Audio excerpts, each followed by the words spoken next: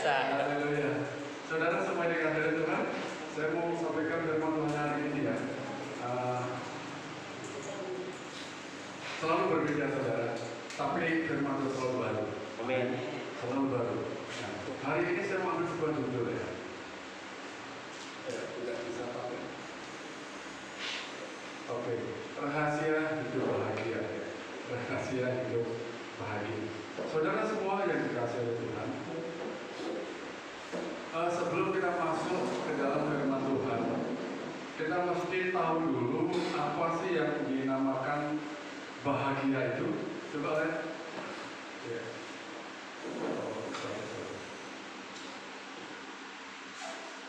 Puji Tuhan. Rupanya belum mau. Ya, puji Tuhan ya. Apa yang arti kata dari bahagia?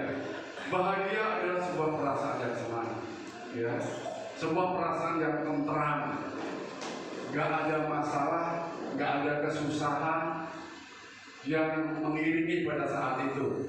Nah, itu namanya kebahagiaan atau kesenangan atau ketentraman. Nah, kemudian apa arti yang kedua? Beruntung, mujur. Ini kalau kebahagiaan berarti adalah keberuntungan, sebuah kemujuran. Itu seperti orang yang dapat suatu hadiah tiba-tiba, seperti orang dapat hadiah door prize. Oh, ini sangat senang sekali, ya, sangat bahagia sekali. Itulah yang disebut mujur, keberuntungan, suatu keuntungan yang tiba-tiba didapatkan.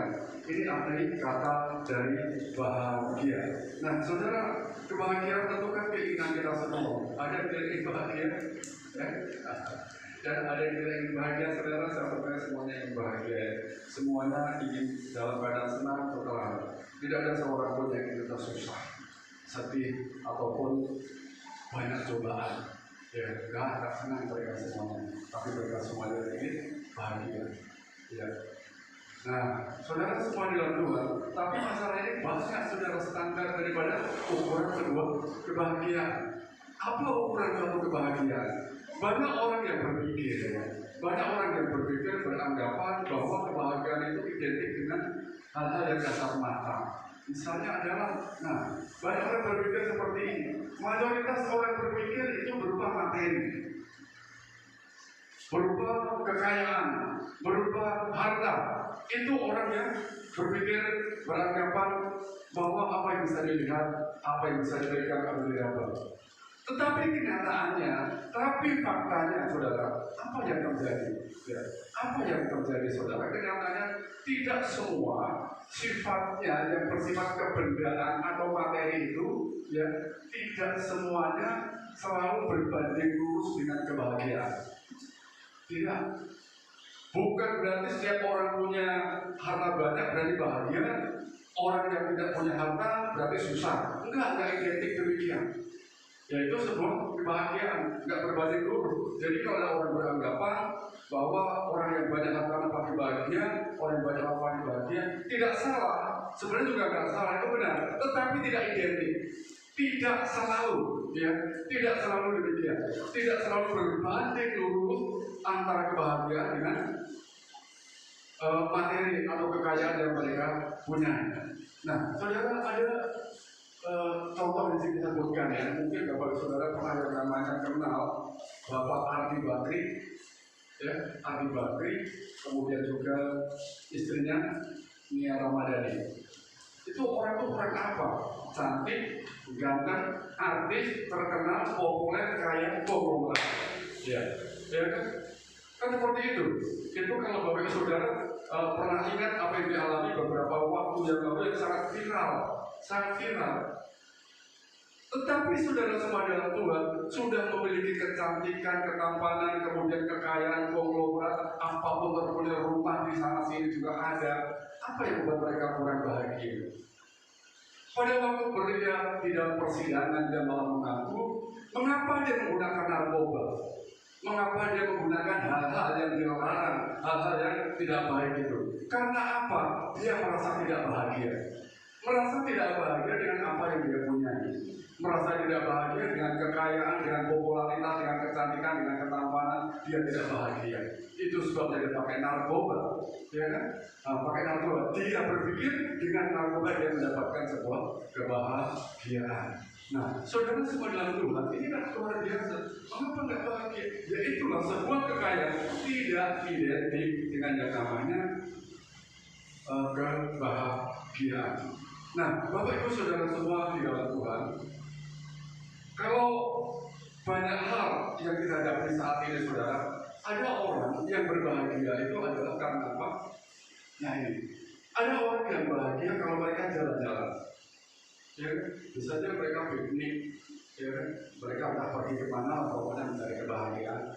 Ayo misalnya makan di restoran, atau mungkin hutangnya bisa lunas. Bahagia sekali, kontra kalau mereka punya hutang itu. Kalau tadi Pak Ali, saya bahagia sekali di sini karena saya bisa beribadah. Dan masing-masing berbeda. Saya juga bahagia kalau misalnya saya ikut pelayanan, itu juga berbahagia, ya kan? Bersama dengan keluarga itu juga sudah kebahagiaan. Anak, istri, cucu berkumpul itu kebahagiaan. Benar kan? Nah, itu adalah suatu kebahagiaan. Bapak Ibu Saudara ketemu saudara yang dari jauh itu bahagia, senang. Yang lama tidak pernah ketemu dulu bermasalah, sekarang baik, itu juga kebahagiaan. Ya kan? Kumpul, muter-muter, jalan bareng bersama pasangan. Saya beberapa kali sering melihat seseorang, pasangan suami istri bersama satu anak, sering melihat depan gereja itu. Saya melihat kebahagiaan mereka. Saya melihat istri saya bahagia kalau saya bawa ke ladang. Ayo kita lihat, dia bahagia. Ayo ke ladang, dia bahagia. Ayo kita bawa parang tebak. Nah, dia senang itu. Jadi sederhana saja. Jadi itu relatif, ya relatif, saudara. Ya, ayo kita ke ladang. Saudara sebut dalam Tuhan ini, atau sekarang ada odong-odong, ayo anak-anak keliling, bahagia, ya. Jadi standar orang itu memang berbeda, ya. Ada yang bahagia seperti itu, Bapak Ibu Saudara.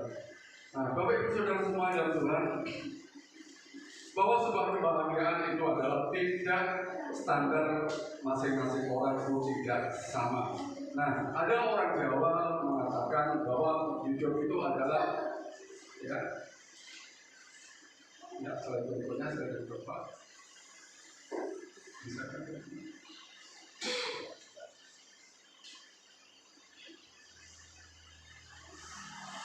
Tidak bisa. Oke, kalau nggak bisa, dimatikan aja dulu, mungkin nanti bisa timbul lagi. Ya, saudara semua dalam Tuhan, kalau orang Jawa itu mengatakan ada yang bilang sawang sinawang. Sawang sinawang itu begini. Kita melihat orang, orang melihat kita. Saya melihat, orang itu juga saya melihat, saya dilihat. Maksudnya adalah demikian, ya. Nah, saudara, nah ini saudara, saya sengaja kutip sebuah kata bahasa Jawa. Ini saya coba tampilkan saja supaya kita sedikit memahami saja. Sawang sinawang itu artinya kita melihat orang, orang melihat kita melihat, ya kan? Kemudian kita juga dilihat. Nah, seperti yang dulu pernah sampaikan, kalau kita tahu orang itu melototi saya, berarti saya juga melototi dia, kan gitu. Nah, ini seperti itu. Ini adalah dari sawang sinawang atau orang saling memperhatikan atau saling mengamati demikian. Lalu bagaimana saudara menurut Alkitab? Bagaimana menurut Alkitab tentang sebuah kebahagiaan? Kalau tadi sebuah judul saya ambil, itu rahasia tentang hidup bahagia. Bapak Ibu Saudara semua dalam Tuhan, saya mau sampaikan saudara, ada penulis di dalam Alkitab saudara, di mana penulis ini melihat, penulis itu memperhatikan, penulis itu mengamati, bahkan dia mendengar. Apa yang dia lihat, apa yang dia amati, apa yang dia dengar, dia kemudian tulis. Mungkin saudara pernah mendengar, ya, tentang seorang tokoh yang luar biasa ini. Ya, di bawah kolong langit ini, dia itulah yang dia kerjakan. Kalau di bawah kolong langit ini pasti dia mengalah. Siapa dia? Dia adalah seorang pengkhotbah. Itulah yang dia cari. Ya, pengkhotbah ini dalam bahasa Ibrani adalah kohelet, yang artinya seorang yang mengumpulkan. Nah, itu pengkhotbah, kohelet Ibrani, dari bahasa Ibrani, seorang yang mengumpulkan. Saudara semua, nah pada kata, kemudian kitab pengkhotbah ini, Bapak Ibu Saudara semuanya, kitab pengkhotbah ini suatu kitab yang berbicara, suatu kitab yang berbicara tentang satu, Upaya manusia mencari makna hidup, usaha dari orang, dari manusia, dari seseorang untuk mencari makna hidup, termasuk di dalamnya sebuah kebahagiaan. Itu sebagai pengkhotbah melihat, dia memperhatikan, dia mengamati. Itu yang dia lakukan. Ya, pengkhotbah inilah suatu kitab yang berbicara tentang usaha, upaya manusia mencari makna hidup. Itu pengkhotbah. Yang kedua, kitab pengkhotbah ini juga berbicara tentang perenungan seseorang. Dia merenungkan, dia mulai memperhatikan perenungan seseorang yang sudah menjalani kehidupannya dengan segala kelimpahan harta, dengan pengetahuan dan juga pengalaman hidup. Jadi di samping dia berkelimpahan harta, berpengetahuan, pengalaman hidupnya juga luar biasa. Dia renungkan itu semuanya. Dia mulai cermati itu semuanya. Apa itu semuanya yang dia alami, apa yang dia miliki, apa yang dia peroleh di dalam kehidupannya. Saudara semua dalam Tuhan, ini kalau kita bicara tentang perenungan seseorang, memang dalam pengkhotbah ini tidak langsung menunjuk kepada Salomo, tetapi pendapat pertama ditunjukkan adalah anak Daud. Maka orang berpikir pengkhotbah berarti adalah yang menulis Salomo, ya kan? Jadi kalau saya mengatakan pengkhotbah adalah Salomo, Salomo berarti adalah pengkhotbah. Karena di dalam Alkitab tidak dijelaskan siapa kepada anak Daud itu, tetapi dalam menunjuk kepada Salomo. Nah, nanti saya berjalan waktu, saudara, kita akan tunjukkan firman Tuhan mana, kenapa sampai pengkhotbah ini berkata demikian. Apa sih sebenarnya yang diperhatikan oleh pengkhotbah? Apa yang dilihat oleh pengkhotbah, saudara? Bahwa pengkhotbah melihat bahwa hidup ini penuh dengan misteri. Hidup ini penuh dengan kontradiksi. Dalam upayanya dia mencari makna hidup, mencari jawaban, dia melihat, mengamati, mendengarkan, memperhatikan. Dia lihat itu semuanya, apa yang dilakukan oleh orang-orang di muka bumi ini, orang-orang yang ada di dalam kolom langit ini, benar atau tidak. Nah, itulah yang sering terjadi, ya, yang dilakukan.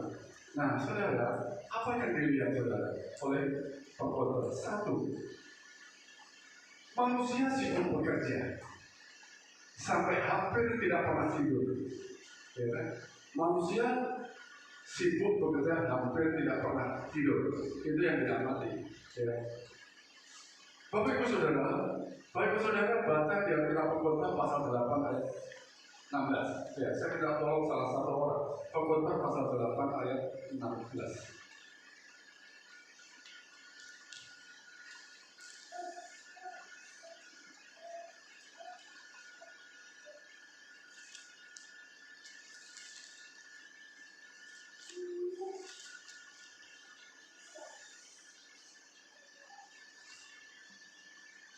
Ya, silakan dibuka.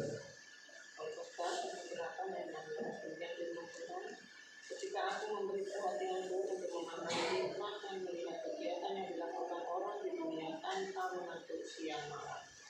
Iya, sekali lagi Pak Ali dapatkan. Ulang sekali lagi. Pengkhotbah pasal 8 ayat 16. Ya. Begini firman, karena aku para pembesar berkuasa juga. Pengkhotbah pasal 8 ayat 16.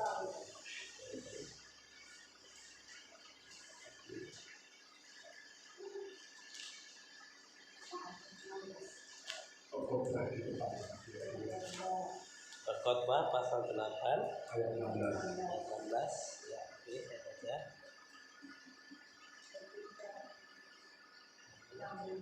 Begini firman Tuhan, ketika aku memberi perhatianku untuk memahami hikmat dan melihat kegiatan yang dilakukan orang di dunia tanpa mengantuk siang malam. Ya, itu orang-orang bekerja, saudara. Saya mau ulang lagi ya. Ketika aku memberi perhatianku untuk memahami hikmat dan melihat kegiatan semua orang yang melakukan di bawah kolom langit ini, apa yang mereka lakukan di dunia ini tanpa mengantuk siang dan malam.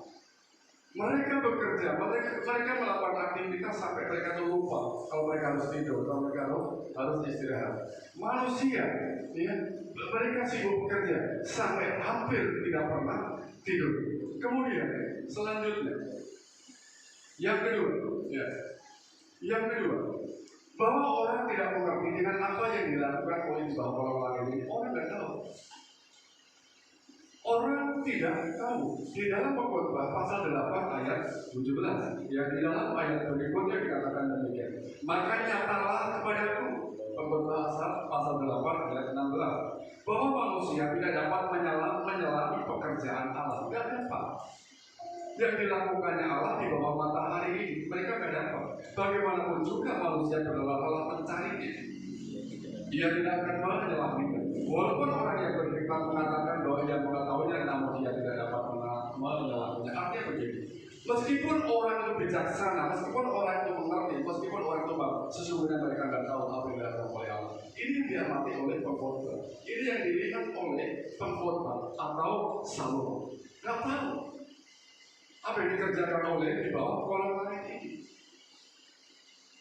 Meskipun mereka, oh aku tahu, sudah mungkin mengatakan demikian, sesungguhnya mereka pun tidak paham benar apa yang dilakukan oleh pengkhotbah tersebut. Bapak Ibu Saudara semua di dalam Tuhan, banyak saudara, bahwa banyak hal yang dilakukan Allah, tetapi pengkhotbah juga melihat banyak orang yang tidak mengerti semua hal yang dilakukan oleh Allah. Semua di dunia dilakukan oleh Allah, tetapi tidak semua hal diketahui oleh manusia.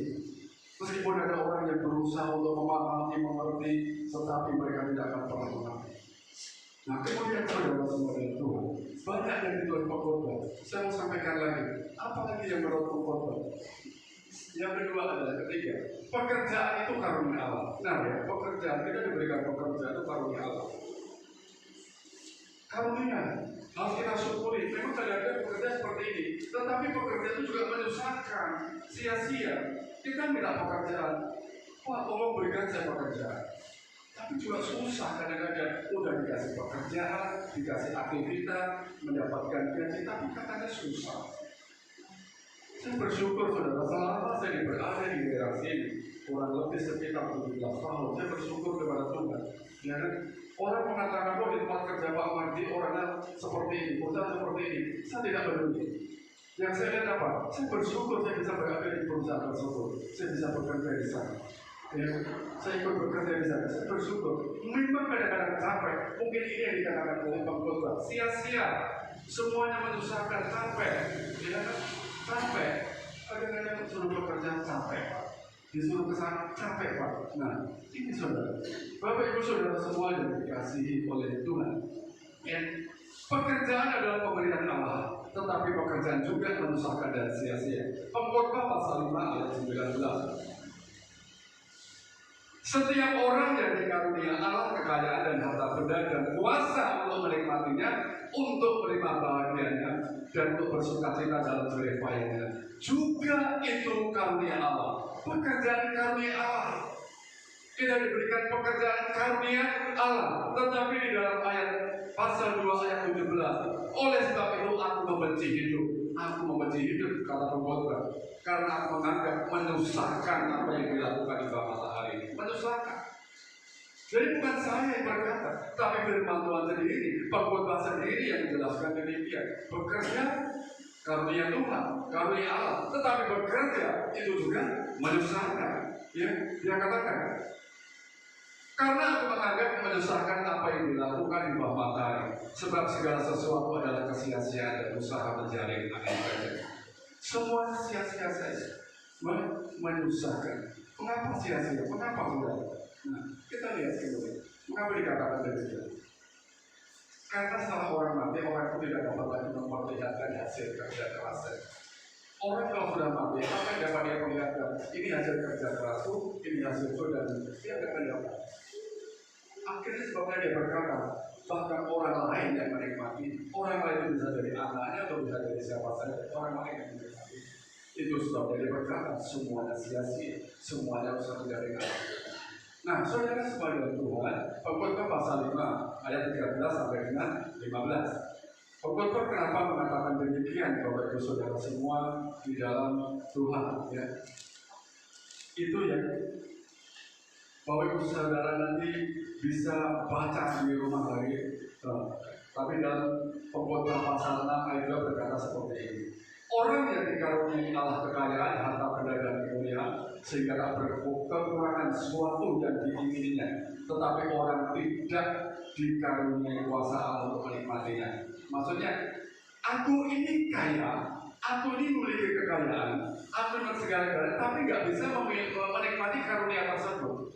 Sebenarnya diberikan karunia, tapi dia nggak bisa. Kenapa? Misalnya sakit, ya kan? Nggak, ya lumpuh atau apapun, akhirnya nggak bisa. Kita lihat kayak pangeran di Arab, dia kayaknya luar biasa, tapi dia nggak bisa menikmati karena apa? Sakit, nggak bisa menikmatinya, sia-sia saja. Melainkan orang lain yang menikmati. Nah, inilah kesia-siaan dan penderitaan yang pahit. Iya, sangat menyedihkan hal seperti ini. Kemudian saudara, apa menurut pengkhotbah berikutnya? Ya, ketika seseorang miskin, banyak yang contohnya. Ketika seseorang miskin, tidak ada orang yang memberi perhatian kepadanya. Nggak ada orang yang peduli dengan orang yang miskin. Banyak orang kaya bergaul dengan orang kaya, orang miskin itu pintar. Ya, nggak ada orang yang memperhatikan. Dalam apa yang dilihat pengkhotbah ada diperhatikan oleh pengkhotbah. Tetapi orang yang menjadi kaya, ya, tetapi menjadi orang kaya, kekayaannya juga tidak menjamin kebahagiaannya. Tidak menjamin kebahagiaan. Ini tadi sudah saya katakan contoh tentang Nia Ramadhani bersama dengan suaminya yang menjamin suatu kebahagiaan. Orang miskin tidak diperhatikan, tetapi orang yang memiliki kekayaan, kekayaannya tidak menjamin kebahagiaan. Di dalam Pengkhotbah pasal 9 ayat 16. Bapak Ibu Saudara semua yang diberkati oleh Tuhan. Nah, demikian ya. Siapa mencintai uang tidak akan puas dengan uang, dan siapa mencintai kekayaan tidak akan puas dengan penghasilannya. Ini pun sia-sia. Nah, saudara semua, kemudian lagi yang dilihat pengkhotbah berikutnya adalah hikmat itu lebih baik dari kebodohan. Benar ya? Hikmat itu lebih baik daripada kebodohan. Siapa yang ingin bodoh? Tidak ada. Tetapi orang yang berhikmat, itulah yang menjadi kehidupan daripada setiap manusia. Tetapi orang yang berhikmat dan orang yang bodoh, semuanya juga mati. Tidak ada yang hidup. Baik orang pintar, orang pandai juga mati. Semuanya juga sia-sia. Nah, saudara semua dalam Tuhan, pengkhotbah ini, di samping dia melihat, di samping dia memperhatikan, di samping dia mengamati, dia juga mengalami sendiri. Kalau Bapak Ibu Saudara baca di kitab Pengkhotbah pasal 2 ayat 4 sampai dengan 11, itu yang dialami pengkhotbah sendiri. Dia memiliki kekayaan, apapun yang diinginkannya selalu dapat dicapai. Dia ingin itu dapat, dia ingin sana dapat, semuanya dia dapatkan. Nah, saudara semua dalam Tuhan, ya, hikmat lebih baik dari kebodohan, tetapi orang yang berhikmat maupun orang yang bodoh semuanya juga akan mati. Nah, itu yang terjadi. Pengkhotbah pasal 3 ayat 20, saya kutip satu ayat saja. Pengkhotbah pasal 3 ayat 20, demikian. Kedua-duanya menuju satu tempat, kedua-duanya terjadi dari debu, dan kedua-duanya kembali menjadi debu. Semuanya sia-sia. Itulah misteri. Ya, itulah sebuah kontradiksi. Itulah fakta hidup yang dilihat oleh pengkhotbah, yang diperhatikan oleh pengkhotbah, yang diamati, yang diingat. Demi apa? Mencari yang namanya makna hidup. Demi mencari yang namanya misteri dari kebahagiaan. Apa sih yang namanya rahasia hidup itu atau rahasia bahagia? Ini beda dengan orang-orang sekarang, saudara. Ya, kalau orang sekarang mengamati hidup, mengamati orang lain untuk sebuah status, tapi kalau pengkhotbah mengamati orang lain, dia benar-benar mencari makna hidup. Kalau orang sekarang mengamati orang lain untuk disampaikan ke orang banyak, itu orang seperti itu dan sebagainya, malah jadi ngember dengan seperti itu. Nah, ini kan berbeda dengan pengkhotbah. Banyak orang bergaya pengkhotbah untuk akhir-akhir ini, tapi hidupnya, niatnya tidak seperti pengkhotbah, bukan untuk mencari makna hidup. Nah, saudara semua dalam Tuhan, mari kita untuk lihat berikutnya ya. Jadi itu yang diperhatikan oleh pengkhotbah. Menurut Pengkhotbah pasal 8 ayat 9 sampai 11, ini sangat spesial, saudara. Saya mau tunjukkan apa yang terjadi. Ya, di sana Pengkhotbah mencatat, ya pengkhotbah mencatat, orang benar meninggalkan kota, ya orang fasik berada di kota. Dengan kata lain begini, orang benar mendapat pujian, orang fasik mendapat pujian. Kota itu adalah lambang dari sebuah perlindungan. Jadi ini kelihatannya aneh, ini sebuah misteri, ini sebuah kontradiksi, ya kan? Sebuah misteri. Kenapa? Kenapa orang yang benar bukannya malah dilindungi dalam perlindungan di suatu kota, tetapi malah orang-orang fasik yang mendapatkan perlindungan dari sebuah kota tersebut? Maksudnya adalah demikian. Kemudian, apa yang terjadi di dalam Pengkhotbah pasal 8 ayat 9 sampai dengan ayat 11? Yang kedua, hukuman terhadap orang yang jahat tidak segera dilaksanakan. Orang sudah nyata bersalah, itu tidak akan segera dilaksanakan. Ditunda terus. Nah, Bapak Ibu Saudara, demikian ya. Aku melihat juga orang fasik di dalam ayat 10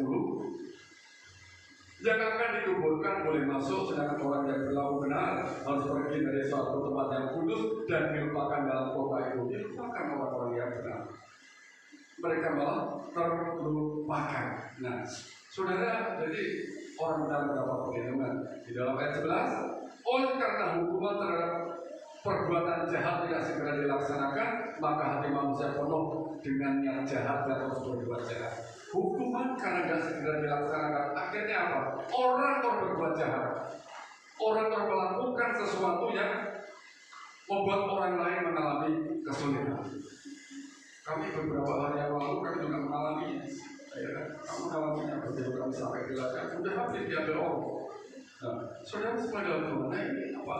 Ini maksud daripada apa yang diperhatikan oleh yang dilihat oleh pengkhotbah itu. Hukuman tidak segera diambil. Kemudian saudara, nah menurut pengkhotbah, ya menurut pengkhotbah seperti di pasal 12 ayat itu. Kemudian ketika kita berkata sedemikian, Bapak Ibu Saudara semua dalam Tuhan, mungkin kita berkata,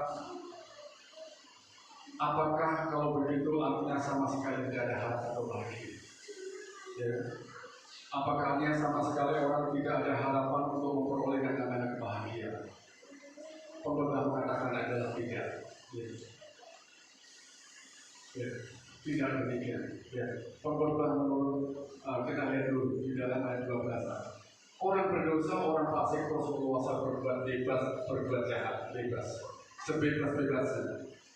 Ini yang terjadi, yang diperhatikan oleh pengkhotbah. Orang berbuat jahat begitu bebasnya, orang berbuat fasik begitu leluasanya. Nah, orang fasik mendapat pahala orang benar mendapat orang fasik, tertukar. Jadi berkat mereka tertukar. Saudara semua, kalau hari-hari ini terjadi, pengkhotbah sudah mencatat dulu, pengkhotbah sudah tahu dulu, semuanya sudah digenapi. Firman Tuhan kalau semua katakan sungguh luar biasa. Ya, memang semua yang terjadi di dunia ini, saudara, tidak disebutkan di dalam Alkitab, tidak disebutkan kok Yesus kencing itu tidak disebutkan, tidak ada hubungannya dengan keselamatan. Ya kan? Tetapi semua yang terjadi di dunia itu adalah sengaja oleh Tuhan. Tuhan itu luar biasa. Dia sudah tahu dan hari-hari ini terjadi. Dulu terjadi, pengkhotbah melihat hari ini pun Tuhan juga melihat. Artinya apa? Firman Tuhan itu sungguh luar biasa. Semuanya terjadi. Ya, semuanya terjadi. Nah, inilah yang disebut namanya kontradiksi. Yang disebut namanya sebuah hidup ini penuh dengan kerahasiaan, penuh dengan sebuah misteri. Mengapa orang jahat begitu bebasnya? Mereka terus berbuat jahat. Kalau dikatakan di dalam Pengkhotbah pasal 8 ini sampai 100 kali, artinya berulang-ulang, bukan dihitung 1 kali, 2 kali, 3. Ini bukan berbicara tentang jumlah, tetapi perbuatan jahat yang tidak terbatas sama sekali. Nah, kalau begitu apakah itu artinya sama sekali tidak ada harapan bagi kita untuk memperoleh kebahagiaan? Tidak. Kebahagiaan tetap akan menjadi bagian daripada kita.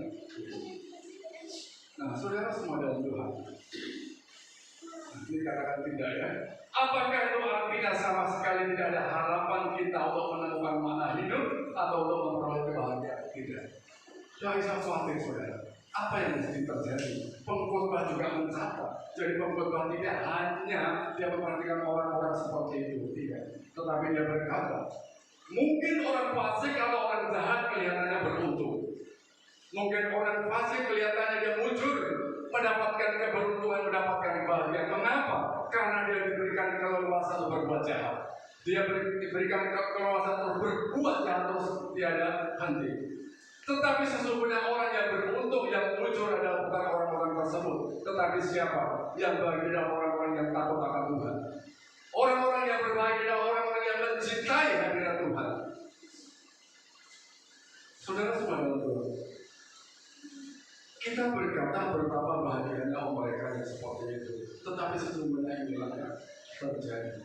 Jadi sesungguhnya adalah orang-orang yang takut akan Tuhan. Pengkhotbah pasal 8 ayat 12b. Namun aku tahu bahwa orang yang takut akan Allah akan beroleh kebahagiaan. Ya kan? Orang yang takut akan Allah akan beroleh kebahagiaan, sebab mereka takut terhadap hadiratnya, hadirat Tuhan. Orang berdosa dan orang jahat berbuat terus leluasa berbuat jahat, tetapi orang yang berbahagia adalah mereka yang takut akan Tuhan. Nah, ya, kita tertarik di dalam ayat 13, Pengkhotbah pasal 8 ayat 13. Tetapi orang fasik tidak akan beroleh kebahagiaan. Sudah dicatat. Ya, tidak ada orang fasik, orang jahat yang akan beroleh kebahagiaan, meskipun hukum tidak pernah menyentuhnya. Meskipun hukum tidak pernah menghukum dia, tetapi kalau Tuhan sudah katakan itu apa yang terjadi, mereka tidak akan memperoleh kebahagiaan. Ya. Ya. Tetapi orang fasik tidak akan beroleh kebahagiaan, dan seperti bayang-bayang dia tidak akan panjang umur karena tidak takut terhadap hadirat Allah. Sekali lagi Bapak Ibu Saudara, kelihatannya orang-orang jahat ini mendapatkan hoki terus, mendapatkan keberuntungan terus, ya, mendapatkan sebuah kemujuran terus, tapi mereka adalah orang-orang yang tidak akan bahagia.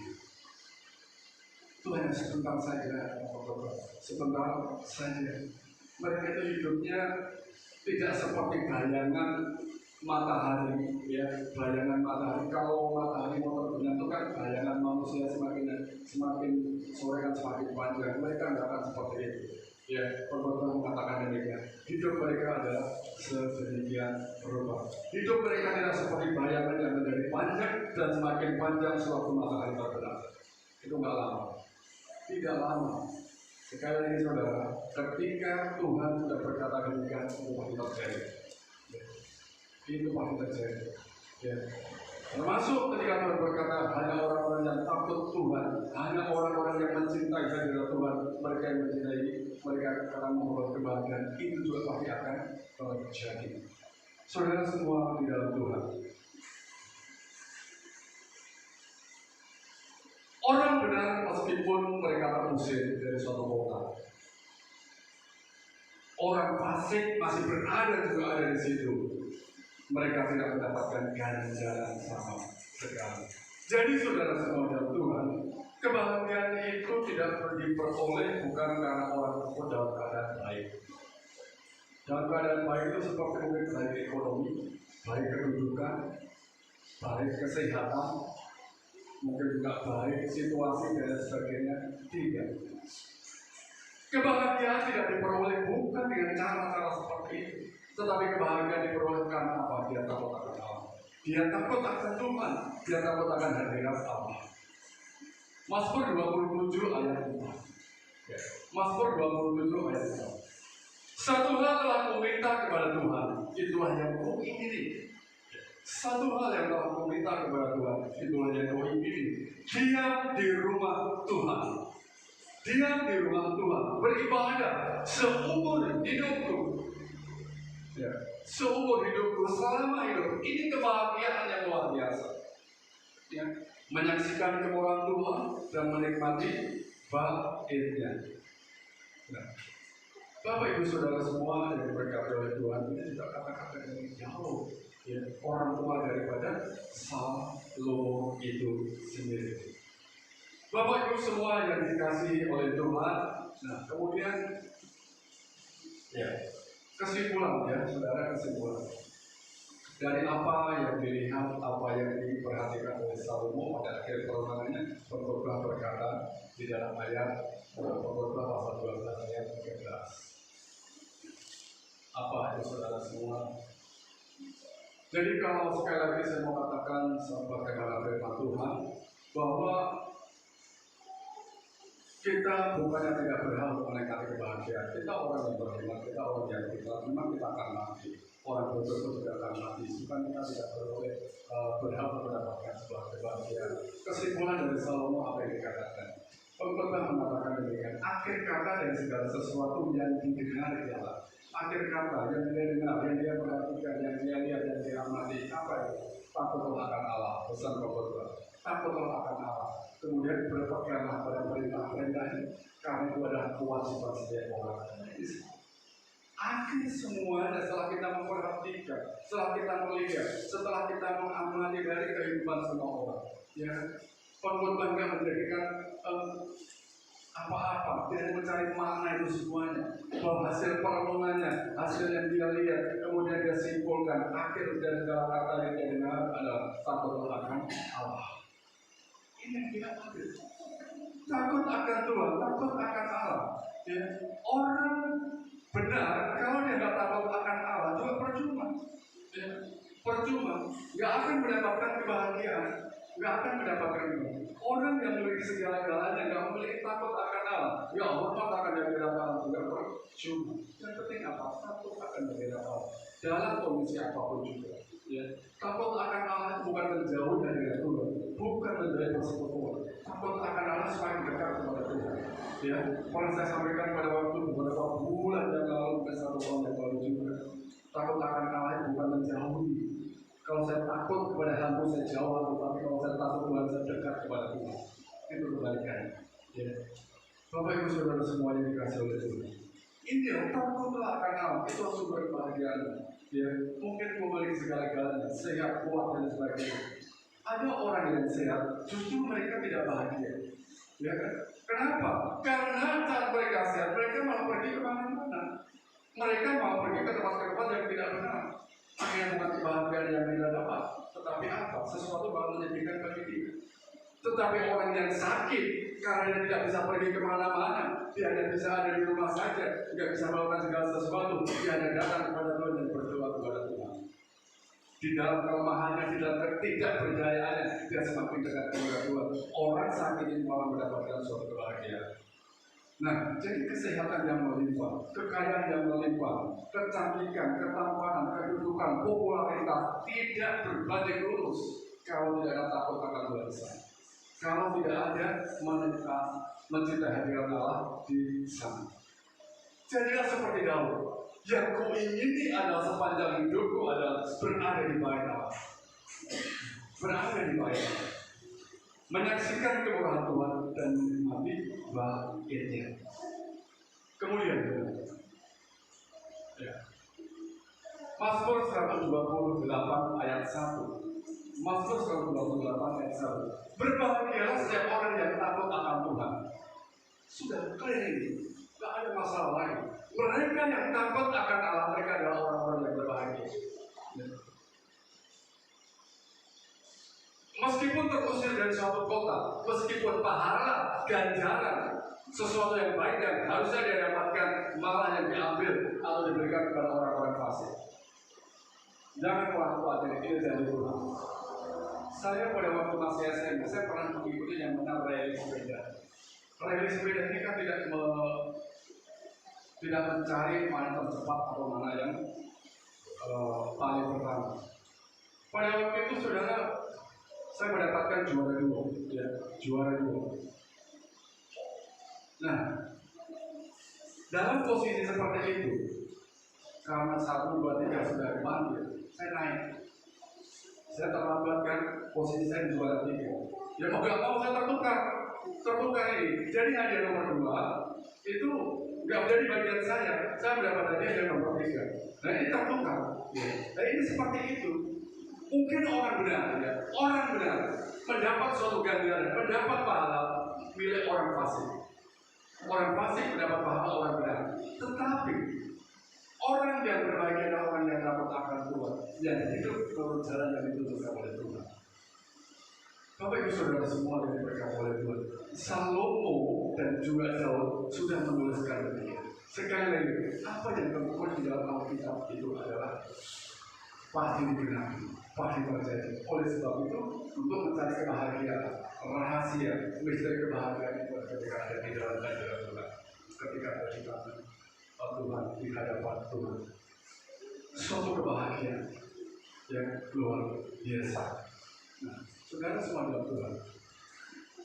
Kesimpulan berikut. Apa yang dikatakan Saul? Berhentilah mencari.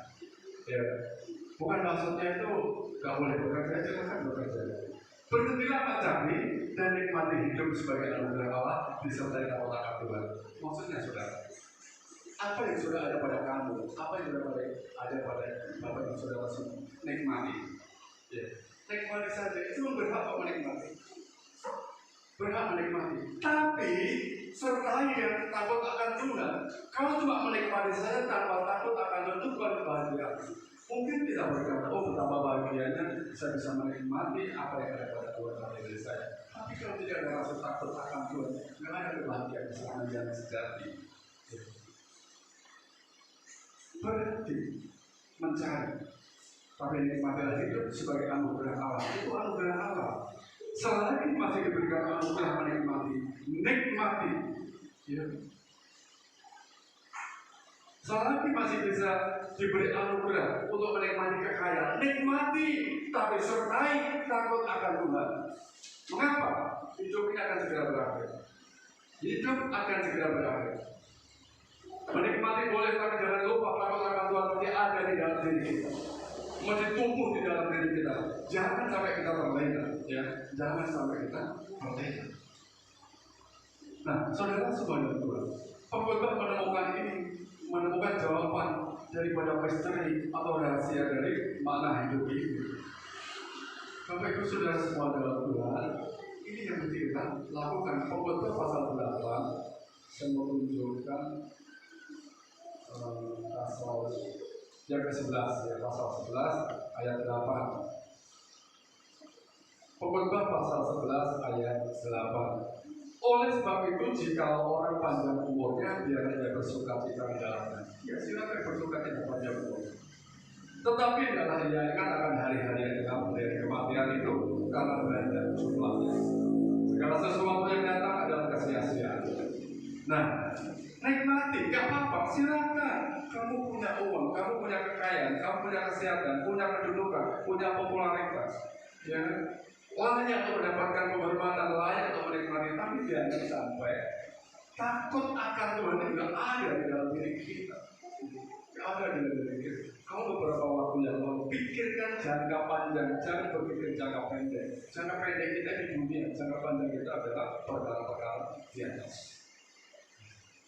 Saudara semua dalam Tuhan, ini yang diambil oleh pengkhotbah. Pengkhotbah juga malah mengatakan di dalam Pengkhotbah pasal 9 ayat 7, mari makan rotimu dengan sukacita. Silakan apa yang memang ada pada dirimu makan, maka dengan sukacita. Minum anggurmu dengan hati yang senang. Silakan nikmati. Karena Allah itu sudah berkenan dengan perbuatanmu, sudah mau mengenal dan berkata-kata Tuhan. Silakan dinikmati. Tidak ada yang salah. Itu hakmu, untuk kewajibanmu sudah bekerja. Ya. Nah, sedemikian. Saudara sebanyak Tuhan, ini yang mesti kita perhatikan.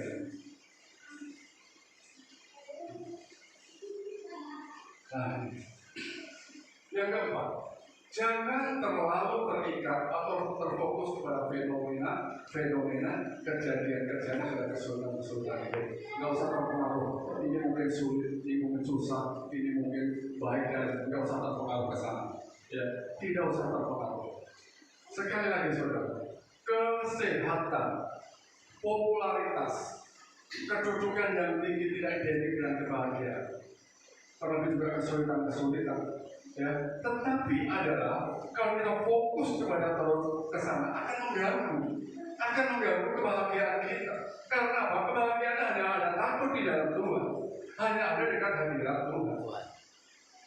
Ya, hanya ada di dekat hadirat Tuhan. Hadirat Tuhan itu apa? Bersekutu, beribadah. beribadah, memuji dan memuliakan nama Tuhan. Ini suatu kebahagiaan. Bisa melayani, bisa terjun dalam pelayanan, itu suatu kebahagiaan. Saya mau kasih satu tips, suatu perkataan begini. Lebih baik berada, ya, lebih bahagia Bapak Ibu Saudara itu berada di dalam sebuah perahu, meskipun di tengah badai. Itu akan lebih bahagia karena di sana ada Yesus. Daripada orang di luar, daripada orang di tepi pantai yang nggak ada gelombang, nggak ada apa-apa, tapi hidupnya tanpa Yesus. Ya. Mungkin kita melihat ketika kita terombang-ambing perahu kita goncang perahu kita karena kita berada di suatu ombak. Tetapi berbahagia karena apa? Ada Yesus di sana. Tetapi orang yang di tepi pantai, mereka kayaknya nggak ada masalah sama sekali, ya kan? Nggak ada goncangan sama sekali. Mereka nggak bahagia. Kenapa? Tidak ada Yesus. Nggak ada Yesus di dalam kehidupan mereka. Tidak ada Yesus di dalam hidupnya. Oleh sebab itu, jangan pernah fokus kepada kesulitan hidup, jangan pernah fokus kepada masalah, jangan fokus kepada fenomena kesusahan yang kita hadapi. Karena apa? Kita ada Yesus. Hidup kita bersama dengan Dia. Gak usah khawatir lagi. Ya kan? Lebih baik kita berada dalam badai, dalam perahu, tapi Yesus ada di sana daripada kita di tepi pantai tanpa Yesus, meskipun tanpa gelombang, tanpa masalah. Kebahagiaan sejati hanya ada bersama dengan Tuhan, mencintai hadirat Tuhan. Ya kan? Pada waktu ada goncangan, ketika danau itu digoncang, ada badai, mereka tetap selamat. Karena apa? Ada Yesus di sana. Ada Yesus di sana. Oleh sebab itu, saudara semua dalam Tuhan, kalau kita bicara misteri kebahagiaan, rahasia dari sebuah kebahagiaan, rahasianya hanya takut kepada Tuhan, hanya mencintai hadirat Allah, tidak lebih daripada itu. Kalau kita bicara kebahagiaan itu banyak, kita bicara kebahagiaan banyak dituliskan oleh Tuhan sendiri ketika berkhotbah di atas bukit tentang bahagia. Banyak cara saudara, ya kan? Tapi kalau kita berkhotbah, inilah yang berkhotbah sama. Ya, ini yang berkhotbah perhatikan sesuatu yang luar biasa.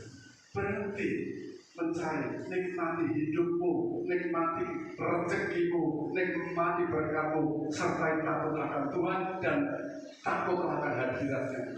Artinya beribadahlah. Oh, ini kebahagiaan. Oleh sebab itu orang yang berbahagia apa? Mereka yang kaya, mereka yang sehat, mereka yang memiliki popularitas, mereka yang memiliki kehormatan, kedudukan, jabatan, dan mereka takut akan Tuhan, itu bahagia. Mereka memiliki segala-galanya, kalau nggak ada takut akan Tuhan, nggak ada kebahagiaan. Maaf, itu firman Tuhan yang mengatakan. Betapa pentingnya kita untuk hidup takut akan Tuhan. Jangan lagi fokus pada masalah. Itu bukan menjadi alasan untuk tidak menikmati kebahagiaan. Masalah boleh ada, perahu boleh tergoncang, tetapi berbahagialah, tetaplah berbahagia karena Yesus ada bersama dengan kita. Apakah hidup tanpa Yesus? Apakah hidup tanpa Allah dalam kehidupan kita? Dan Tuhan Yesus memberkati saudara-saudara Tuhan. Mari kita berdoa buat kebenaran firman Tuhan pada saat ini. Bapa yang baik, yang mengucap syukur kepada Tuhan buat kebenaran firman Tuhan yang sudah kami dengar. Sungguh benar Tuhan apa yang Kau katakan dalam firman-Mu oleh hamba-Mu pada saat ini. Biarlah Tuhan kami semakin mengetahui dan memahami atas setiap kehendak-Mu melalui setiap firman Tuhan yang kami terima dan yang kami dapatkan dan kami pelajari bersama-sama. Kami menemukan bahwa sebuah misteri kebahagiaan adalah ketika kami berada dekat dengan Tuhan. Ketika kami memiliki rasa takut akan Tuhan, mencintai hadirat Tuhan, dan setiap hari dan sepanjang hidup kami senantiasa berada di bait Tuhan. Kami sungguh mengimani dan mempercayai apa yang dikatakan di dalam Mazmur 128 dan 1, bahwa mereka yang takut akan Tuhan, mereka adalah orang-orang yang berbahagia. Mereka yang berbahagia adalah mereka yang hidup menurut jalan yang ditunjukkannya. Tuhan, kami sadar, kami tahu bahwa kami tidak akan hidup lama di dunia ini. Bayangan kami tidak seperti bayangan seperti matahari terbenam dan semakin hari semakin panjang. Tapi hidup kami akan berakhir. Dan kami ucap syukur kalau hari ini kami kembali diingatkan oleh kebenaran firman Tuhan tentang makna hidup, tentang sebuah arti hidup bahagia dalam hidup ini. Biarlah kita pengkhotbah boleh mengajari kami untuk menemukan makna hidup ini. Semakin hari kami semakin baik di hadapan Tuhan. Kami bersyukur setiap berkat yang Tuhan berikan kepada kami. Adalah berkat kekayaan, berkat kedudukan, kesehatan, kebahagiaan bersama keluarga, anak, cucu, orang tua, adik, saudara, dan lain sebagainya. Kami ucap syukur doa sumber kebahagiaan bagi kami semua itu Tuhan. Dan bila kami boleh menikmatinya itu semuanya dengan disertai takut akan Tuhan. Dengan disertai mencintai hadirat Tuhan. Kami bersyukur memberikan pasangan yang luar biasa atas kami, memberikan anak-anak yang luar biasa atas kami. Tuhan berikan kami pun menikmati kehidupan bersama pasangan kami dan keluarga kami dengan takut akan Tuhan. Agar kami menjadi berkat bagi anak-anak kami, bagi pasangan kami atau bagi siapa saja. Kami mengucap syukur kepada firman Tuhan. Sungguh apa yang dikatakan dalam firman Tuhan adalah benar adanya. Takutlah akan Allah dan berpeganglah kepada perintah-perintahnya. Itu adalah kewajiban setiap orang. Sebagaimana dikatakan di dalam Al-Qur'an pasal 12 ayat 13. Akhir dari segala sesuatu yang kami perhatikan, yang kami lihat, yang kami dengar, bahwa kami mesti takut akan Tuhan dan berpegang kepada perintah-perintah Tuhan. Ini kewajiban kami. Memberikan dalam firman-Mu dalam hati dan pikiran kami. Berikan kami hati yang bijaksana, supaya kami semakin memahami dan memahami apa yang telah kita dalam kehidupan. Bapa yang baik, berikan kami kekuatan supaya kami tidak fokus pada kesusahan kami, tidak fokus pada keadaan kami, tetapi kami hanya fokus pada takut akan Tuhan dan keberadaan di hadirat Tuhan. Terima kasih Bapa yang baik, berfirman terus kepada kami di dalam hari-hari kami. Karena firman Tuhan akan menuntut kami kepada kebahagiaan kami dalam hidup ini. Di dalam nama Yesus kita berdoa dan ucap syukur. Haleluya. Amin.